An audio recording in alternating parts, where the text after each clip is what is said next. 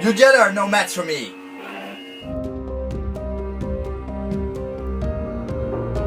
Hi guys, welcome back to the Rebel News channel. Today we're gonna do a full review of the Vaders Acolyte. So let's start with the intro, shall we?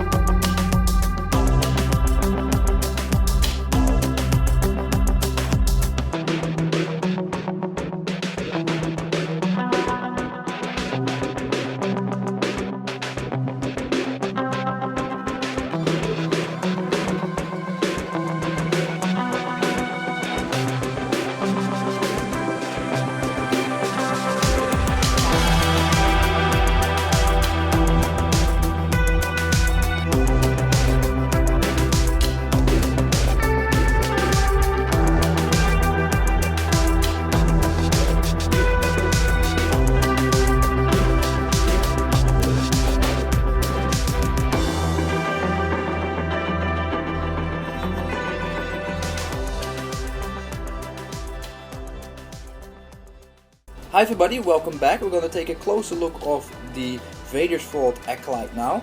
So let's grab it and let's see what we have here. So the first thing you will notice is the weathering. This is the heavy weathering from Vaders. One thing to note about the heavy weathering is that you can actually scratch off the weathering by using your fingernail. Just to show you. So you have to be a little bit gentle with it. Let's take a piece near the pommel. For example, here you can see I scratch it up with my nail. You can just scratch it off if you want to. So what will happen is over time, if you plan to use this saber as your main dueling saber, the smudges, for example, where you grip the saber the most, those areas will have less weathering over time. So that's the reason why I went for the heavy weathering, because I will lose some weathering by using this actual hilt. But since it's so deep and thick, the weathering inside the notches, etc., that will stay. So it still feels, if it's like been heavy weathered over this extended period of actually using this saber a lot. So yes, these parts will lose the weathering more or less here. Not in the grooves though, but the surface areas where you grip it with your hands, that will lose some of the weathering, but that should be fine. Just something to note. Let's start with the top section of the hilt, the emitter. So we have this very nice shroud. What I do like from Vaders is the small eye for details. For example, they carve in this small notch here to give it that battle damaged look. That's really cool. And then it has these special screws on each side. So it's definitely not your ordinary screwed together lightsaber. And then we have the tapered section here on the bottom. So you have 3 sections, and then you have here knots. And it's really cool to see all these different sections and parts all coming together. It looks really complex, really nice. And then you have the retention screw for the blade and a retention screw hole for the LED. The blade is actually only 1.5 inches deep inside the socket. I presume that is enough for Vaders to say this is enough to rate it as a dual worthy saber. I felt a little bit shallow in the beginning, but I presume Vaders know what they're doing, so I think 1.5 inches deep should be more than enough for heavy dueling. But nonetheless interesting. And also what I noticed is that the retention screw holes and the screws used are actually a little bit bigger than the, for example, the screws used for both Alto Sabers and Saber Forge. So what I like about having a bigger diameter of these actual screws here is the fact that it has more surface to get stuck to the blade. When you screw this in against the blade, it's a bigger surface, so it's a little bit better, I think, in my opinion. And then we have the auxiliary button. Now one thing I have, that's a personal gripe, I find the auxiliary button a little bit too deep inside this indent here. I know the recession has been made on purpose so you not accidentally hit that auxiliary button, but I feel it's a little bit difficult to actually reach it. Like if I put my finger on it, I not even touch the top of the auxiliary button here, which is very small and deep, and it's a little bit stiff to push in. So it's like I need to use my fingernails in a quarter, and like I have to angle my thumb to hit it with my fingernail in order to click it. And when I play the lightsaber, I find it a little bit tricky to use, especially if I hold the lightsaber like this and I'm doing like this. I try to push in that button, for example a blade lockup sound or a blaster deflect sound. It's not easy. I don't find it per se easy to access. For me personally, I would love to have it seen a little bit less recessed, so it's easier accessible, because I wouldn't grab this section anyway too often. That's why I do like the reason that they put the 12mm momentary switch here, which I'm gonna jump in right now, is the fact that it's so high up on the emitter section, you won't accidentally press it with dueling, and that is really nice. And that's why I like this saber so much for dueling, because it's definitely a two-handed saber. So if you wear gloves, let's say like lacrosse glove, the hockey gloves or whatnot, to protect your hands doing dueling, you still have plenty of area to grip the saber without actually coming into the control section of the saber. So I think that's a really well thought out design from Vaders Vault of this hilt, and that's why I do believe Vaders Vault is the best saber manufacturer if you want to do heavy dueling, because their sabers are ergonomically designed for that, specifically designed for saber combat, at least their combat class, of course. So further ado, I talk a little bit too much about other stuff, but let's go to that button. So it's a 12mm switch. It has been weathered as well. It has a brass type of color on the top, as you can see. It's a little bit gold color here, this top area. It's protruding. I didn't see that before. I think they use like a washer underneath the button here, so to have it a little bit raised out. And it's also kind of nice for them, because if you raise it out here, then you have more space here to actually wire the electronic wires to this button. So as I said, the button is raised, and it looks very different than the usual location for a switch, so I really like that. And then we go to the midsection. Midsection has this choke point. The bottom of the choke point is a flat area.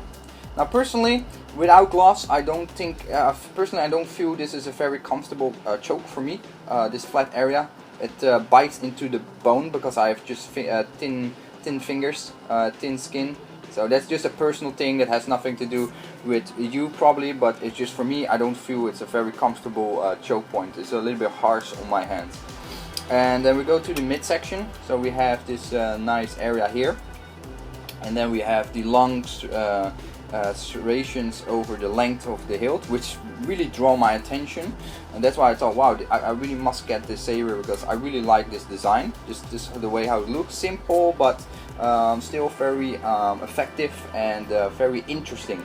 One thing I noticed is that it has like these notches here. I don't know, I think it's purely design, or maybe it has been notched to screw it with a special device, so they use a special device to screw two parts together. I don't know why the notches are here. I presume it's just design, but one of the notches actually has Let me see where it is. Which one? Ah, here. It has a drilled hole inside, and it's also being tapered. So I don't know for what the reason for having this hole here, and why it's tapered. Like there should be a screw inside or something. I don't know. But one thing I notice is when I have the sound on, it actually helps to vent out the vibration of the sound, because I feel air coming out of this hole when the bass of the speaker is doing its work. I really feel. So very interesting feeling, and I think it will help overall to relieve a little bit of that resonation of the sound bouncing back and forth inside the hilt and hitting the electronics, and maybe at some point with certain sound fonts with a very heavy bass, it will tremble something loose or something. So I think that is a really helpful point. To the bottom we have the CoverTech view knob. Also, again, Vaders Vault made a lot of small indents here to give it a little bit more of a weathered look. They weathered the edges a little bit, and then you see heavy weathering at the bottom here around that section. And then the pommel itself. Pommel is vented for sound, as you can see. And a very nice, cute little pommel. I like its low profile, it's rounded on the outside. Then we have the D-ring. Well, the D-ring I'm gonna remove, to be honest. I'm not so happy with the D-ring. It's a very flimsy metal. Like it's literally not much. I probably can just bend it with my hands. A little bit hard with the camera in front of me, but I'm just gonna remove it because it doesn't feel very good, and because of that hole between the two sections, it doesn't really goes into the through that hole here in the middle section so easy. So I'm just gonna get rid of it. It doesn't feel like an added value in this case. It doesn't look too nice on this particular saber. And so now I'm just gonna unscrew the pommel and show you the inside. Here we go. So let's start with the pommel. It's a very cute small pommel, and there's some weathering debris in there. Nothing too serious, it's just some paint. The vented holes are clearly visible. They even went that far that they weathered the outer edges that actually are not visible for the human eye on the inside, so you won't really see this, but they went all the way and weathered this part as well. So that's kind of cool. And then we have the speaker. The speaker is part of the battery. Two things I have to say about this particular setup is I find it a little bit tricky to get the battery in and out without damaging the small speaker here. I think it's a 22mm speaker. It's a small speaker, but it's very easy to hit the speaker section and not this outer notch here, which is the 3D printed chassis, which is quite hard to reach with my finger and push it in, because there's some resistance when you try to put in the whole package, the battery package inside the hilt, when for example after you did a battery recharge. So you have to be very gentle, not push it against the speaker, because that will break the speaker for sure.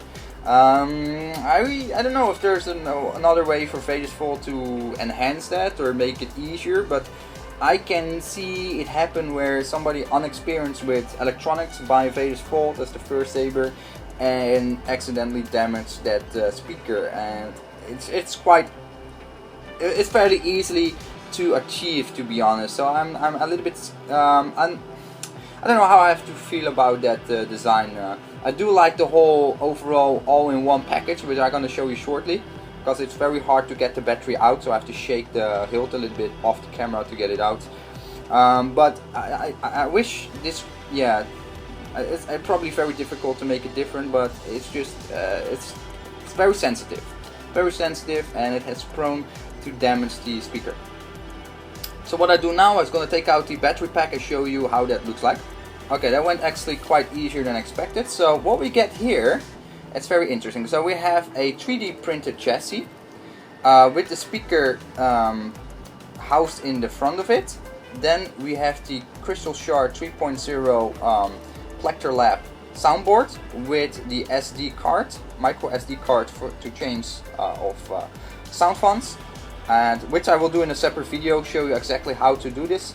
And then we have the what is it? Battery here. So this is 3.7 volt 18650 battery.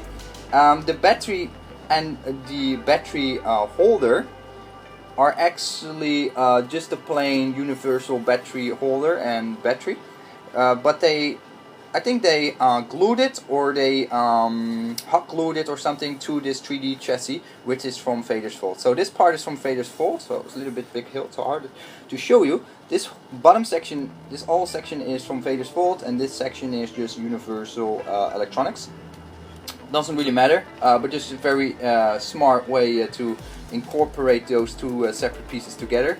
So from this perspective, this is why I like Vaders Vault, is you get an all-in-one package, so a very streamlined package where everything is nicely fitted together. The electronics are nicely hidden away, tucked away inside the 3D chassis, and here there's enough space to get the battery in and out. It's overall very, very nice. So I'm gonna slide it back. Should be fairly easy. Here we go. Of course, try to do it as gentle as possible. So this is the section I don't like. So I'm gonna push back the battery. Let's say I recharge the battery. Then I have to push this back inside the hilt. Now I have to push it on this outer ring here, because I cannot push on the speaker itself, because I will damage the speaker. So here that goes fine, but then it has to go deeper in the hilt. And then my fingers are not that big though, not that fat either. But then I have a very difficult time to grip it, like properly find that notch without actually hitting the speaker with my fingernails and try to push it in. So this is where I have a little bit of my concern, that if you use the saber a lot, and let's say you want to do quick battery change on the go, on a parking lot, on a hot day, and you're in a hurry because you just want to go do some dueling, I can foresee that you accidentally in a rush hit that speaker and damage that speaker. So what I do now is, since it has been pushed inside the hilt a little bit, the rest of the package, I'm not going to shake it in place. I'm just going to put the pommel on and slowly screw that pommel on, and then it will pushes that while I'm screwing on the pommel, it will pushes backwards the whole package here. So I personally like that a little bit better. I'm not sure if you guys have any other solution or idea how I could do this better, but this is how I do it. So there will be a little bit of resistance now, because that whole package are being is pushed back by screwing in the pommel into place. And here we go. So that's all done now, and now it's back in place. Okay guys, now I quickly demonstrate the soundboard. I'm just gonna fire it up. There's already a preloaded sound font. I'm not sure which one it is. I will put it in the description now. And let's fire this baby up. Please bear in mind this is a 22mm bass speaker. It's not the loudest, but the bass is very strong, which I really like.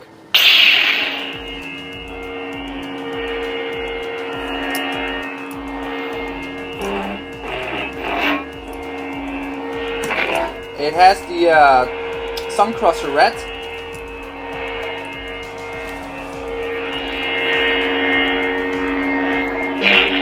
It has flash and flash.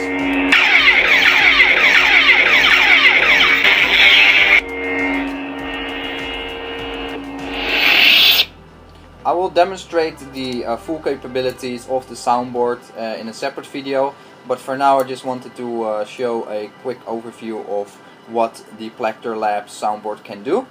So let's go to the verdict stage now. Hi everybody, welcome back. I hope you liked the video. So I'm gonna do a conclusion now, starting with the rating. I rate this saber a 5 out of 5 for aesthetic looks. Basically the weathering is done amazingly beautiful. It's fantastic looking. It looks like it comes out of an old Sith temple. It has been used for many decennia by many Sith acolytes. It has seen damage. It has sustained damage over time. This in my opinion, this would be the type of hilt that I would be scavenging out of a old Sith temple, for example, to find, let's say, a precious holocron, and then I find this hilt. So it just looks fantastic. I love the long hilt. The long hilt is so ergonomically nice to hold as well, which makes me jump in the rating for it being a dual worthy slash spinning worthy saber. I give it a 5 out of 5 for dueling.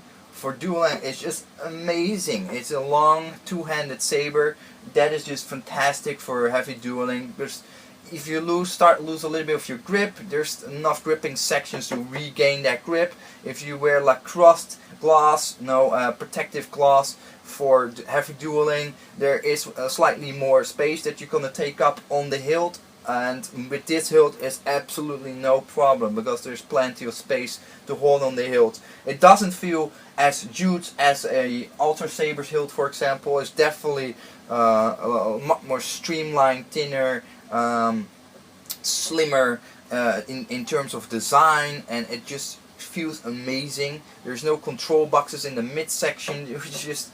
This is just designed. This hilt is designed with eye on dueling. This is the perfect dueling saber. Now, in terms of spinning, I give it a 4 out of 5. The reason for that is the choke point is flat on either side. Now, I would love to have seen the choke point bottom here, for example, being rounded off, so it has like an edge, so it makes it a little bit comfortable more in the hands when I grip it here. But then again, that's a personal gripe that has to do with my hands, with my skin, with my bone density, blah blah blah blah blah. Just in my hands, it doesn't feel very nice. It grips a little bit too aggressive. It hurts a little bit. And besides that, this is a long saber. It is okay for spinning, but for spinning, I prefer a little bit compactor saber. For my personal opinion, slightly shorter, but a 4 out of 5 is still very good. But for spinning, I'm not so entirely sure if you want to spin with a saber that costs you over $300 US, $350 US. I think at that price point you might get a cheaper stunt saber that can drop on the ground, that doesn't break your wallet, it doesn't break your heart when it falls and sustains some damage. But that's my personal opinion, of course. I cannot look in your wallet. Maybe you say for this price it's nothing, it's okay, I just toss it around like it's a stunt saber, which is fine. It's totally up to you. But a 4 or 5 is still a very high rating. Overall, I would say definitely a must-go place. So if you're looking for a complete experience of a lightsaber with sound, flash on class, still affordable, let's say, and by affordable I mean in the $300/$350 US range, because that is around the entry range for this kind of full experience. Of course, you can go up in terms of ranges, where you have the crystal focus soundboard, etc., where you can go beyond that with RGB and blah blah blah. I think if you're looking for a full package in that area of the $300-$350 US, Vaders Vault is the best place to go to. The best place. There's no other alternative. Which I will cover in a later video, the difference between, for example, Saberforge and Vaders Vault. You will see why I like Vaders Vault more. One of the reasons that I can tell you now, for example, is the electronics, the electronic work being done. The install itself is done like beautifully. It's done professional. It's done with a 3D chassis, with a speaker built-in, with the soundboard built-in, and the battery built-in, all in the same 3D printer chassis.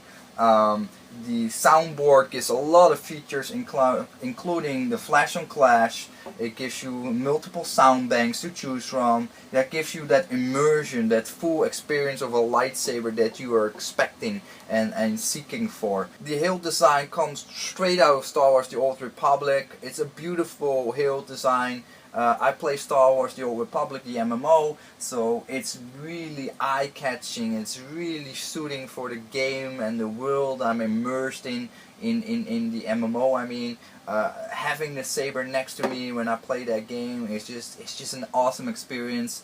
It's just overall the most rich lightsaber experience that I had so far, and definitely I'm looking forward to do more purchases from Vaders Vault in the near future. Here you go, guys. I hope you liked the video and my personal opinions on the Vaders Vault Acolyte, and hopefully I see you in the next video, and stay scummy.